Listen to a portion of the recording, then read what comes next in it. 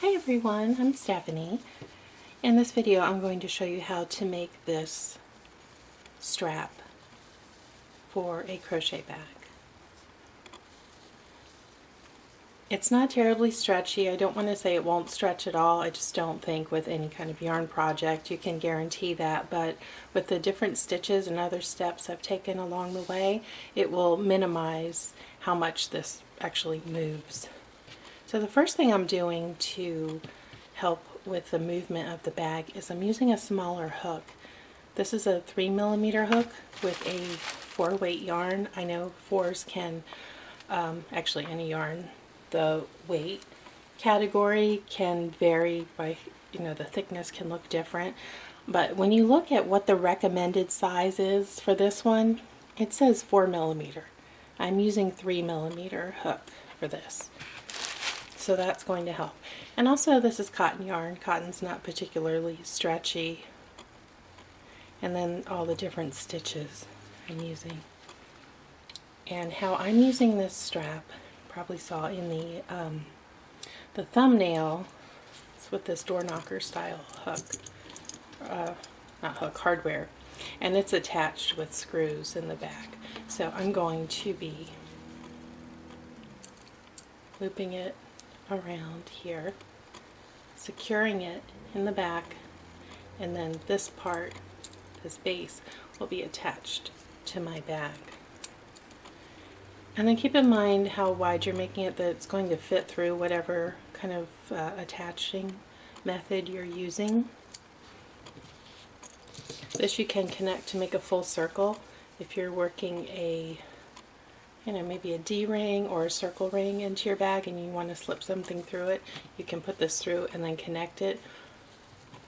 I suppose you could knot it or put some kind of washer on this end so that it won't go through the hole. You can get creative with things like that. But that's what I'm doing with this one. Alright, so let's go. I am going to start crocheting my chain row. I'll just do a few here to show you a sample. And then yarn over, second chain from hook. I'm going to work half double crochet across the row.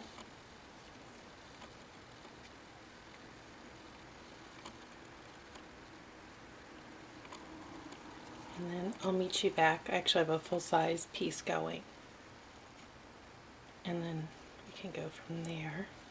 But I do want to show you a different size that I worked up, just to show you how it looks. So this, I used a 4mm hook, and you can see what a difference it makes from the 3mm. Since I have such a structured bag, I wanted something that looked a little more structured than the casual, maybe a single crochet, which are fun for the boho bags, but not for the type of bag I'm making. So yeah, what a difference a hook size makes, right? Okay, I'll see you back.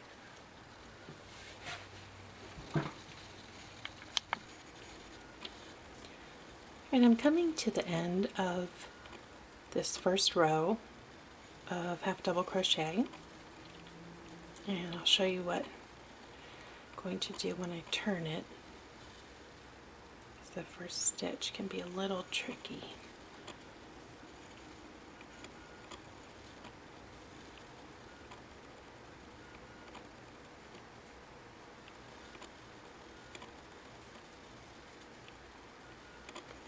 Alright, so I'm at the end. I have a nice smooth chain. And a reminder, I'm using this type of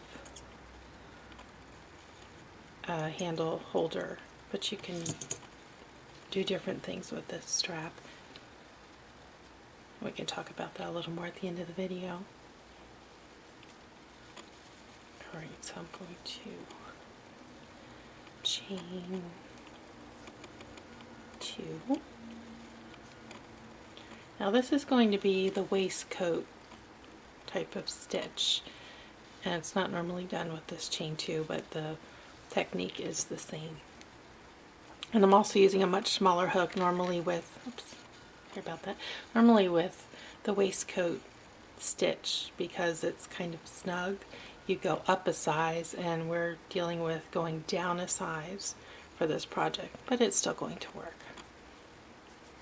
So instead of going into the stitch, like you normally would with traditional crochet, we're going under it between the two V's in the front. Here's the first one, there's a V, there's a V. So this essentially, I call it wrapping a stitch, and that really gives a nice stabilizing effect to stitches. And again, went there, find the V's, go down. Think of it as going under the stitch instead of into the stitch. I'll do a couple more, and then I'll show you how it looks on the pretty side. Those V's, two V's right there, going in between. And even though the hook is kind of small, it's still working. Make sure you're pulling up high enough to do that double crochet. Alright, so this is the wrong side, and then on the right side, see, you get that nice kind of wrapped woven look. And I have it in a larger size that I wanted to show.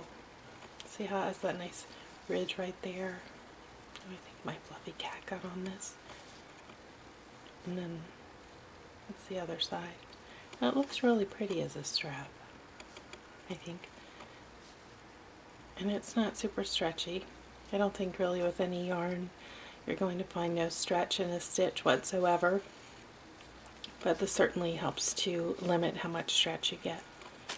So let me finish this, and I'll show you, once I do this row, how to do the final row, and I'll meet you back.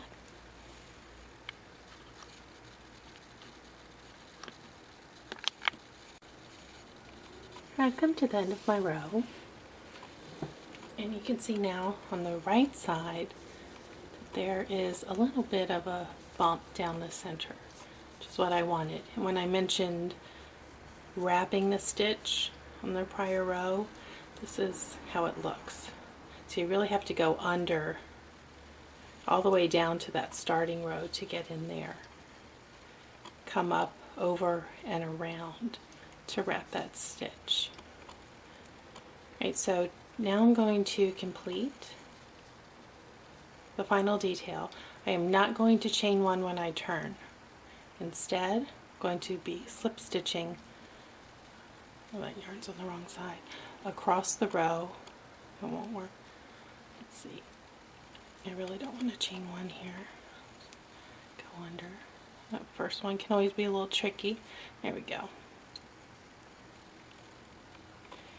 And the slip stitch is going to add some extra stability so that this is not stretching out too much. And it'll give a nice finished edge. So let's talk about how to attach this and what to consider when you're looking at different types of straps for your bag. So it's not only the style.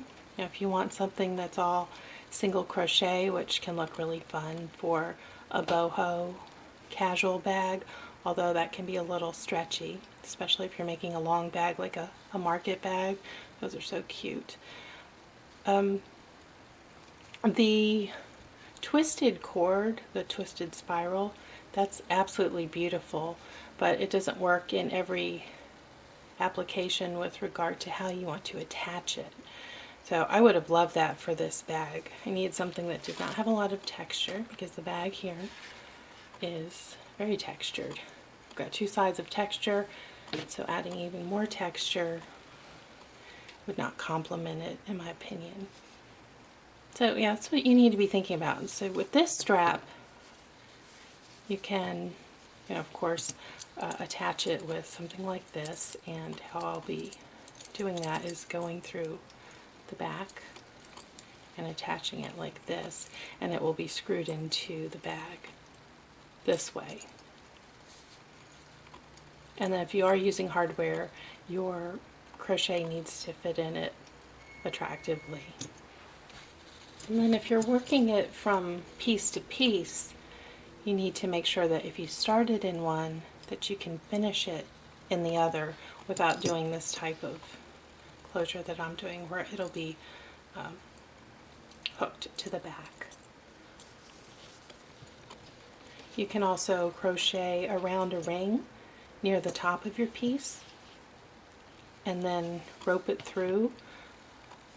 You know, make a knot at the end if you're making more of a rope style cord.